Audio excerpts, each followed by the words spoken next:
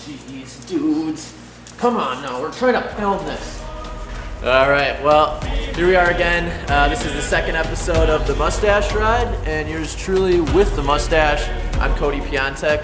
Today I'm gonna walk you through some of the jet ski stuff we've got going on. Another huge passion of mine, as you can see behind you here, is jet skiing. Got into it, I think last year, the year before, and then like anything else, my need for speed sort of took over.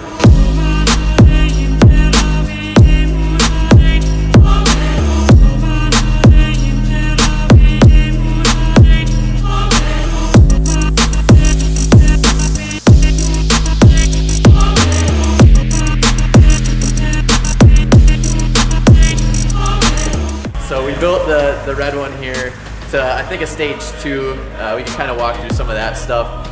Currently it's getting ripped apart. I'm doing a bigger supercharger in it, bigger cams, fuel pump, rail, a differently pitched prop. And I think besides that, most of the other stuff that we have on it currently from the previous build should carry over. Initially when I did this, I went with an intake grate and a ride plate, kind of the Riva Stage 1 stuff. If you're not familiar, Riva does, the most performance stuff as far as jet skis are concerned, our modern jet skis.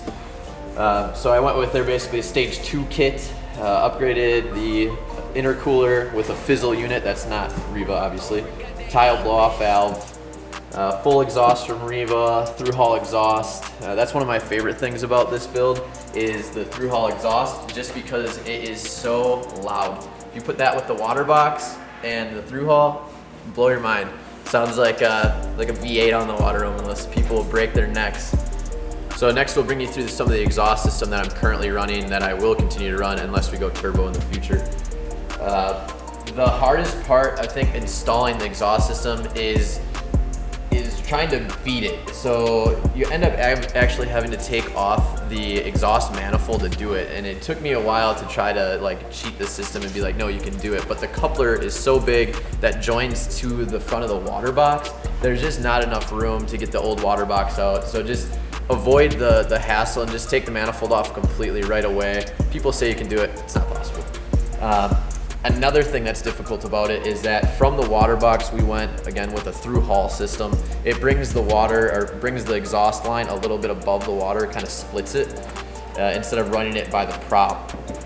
That also is difficult because you end up using a template. It's where the factory tow hook used to be, and you use that not tow hook, but this guy, the strap down, and you use that to start the template. But when you drill this, there's a locking ring that sits behind this. You end up drilling these two first, and then have someone try to position that thing. We used an antenna off of a car that I think you saw earlier actually, to slide that ring in, and then you line up the bolts to do so. So once you've got that all in place and all these tightened down, you can start drilling the rest of your holes and make sure those line up as well.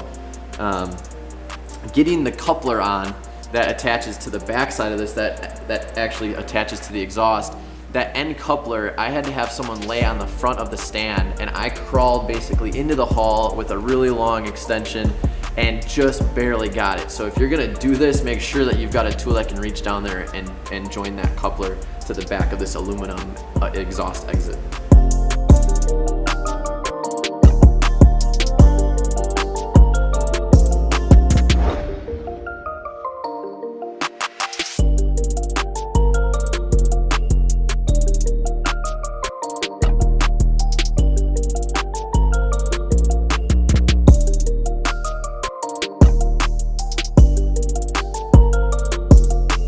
The Gp1800s come from the factory with an HKS supercharger.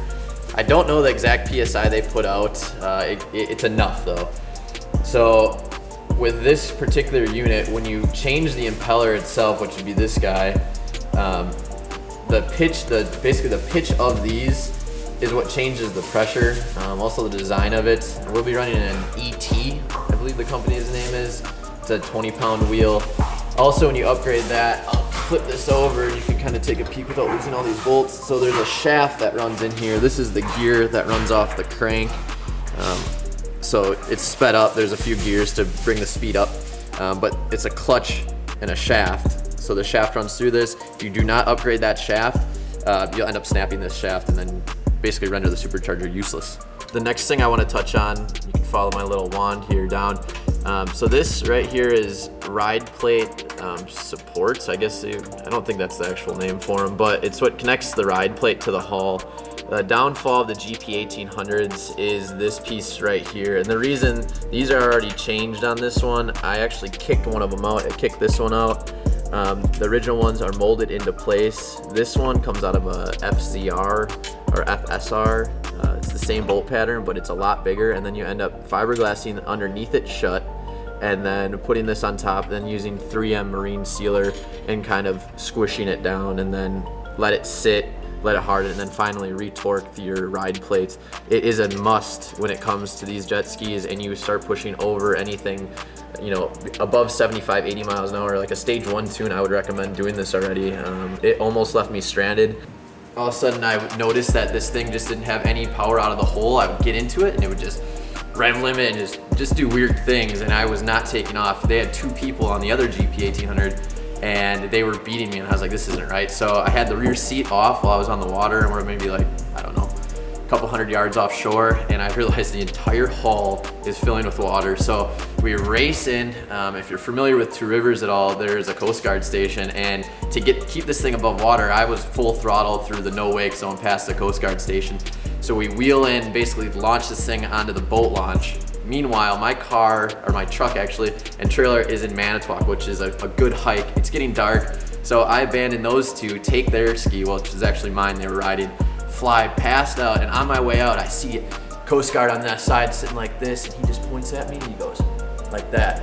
And I knew right away, I was like, oh boy, like here we go. So I roll up to him and I start explaining what's going on, and he's like, you do realize this is a no wake zone, right? I said, yeah. And he's like, I don't want to see that ever again.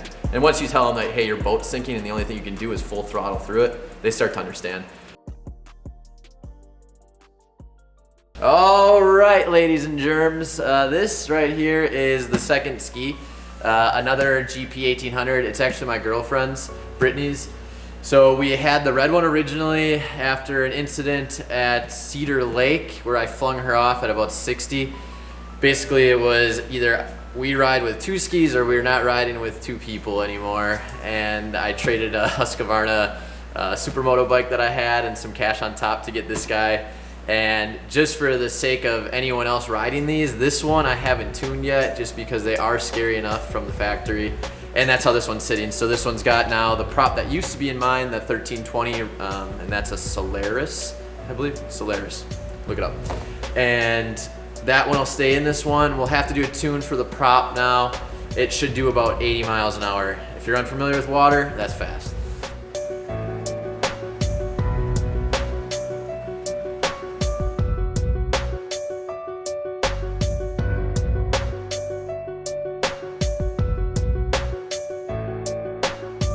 To make it look like a matching set, this one will also get the Riva steering stem and bar upgrade. It will also get a seat cover. The stitching on the seat cover is going to be blue to match.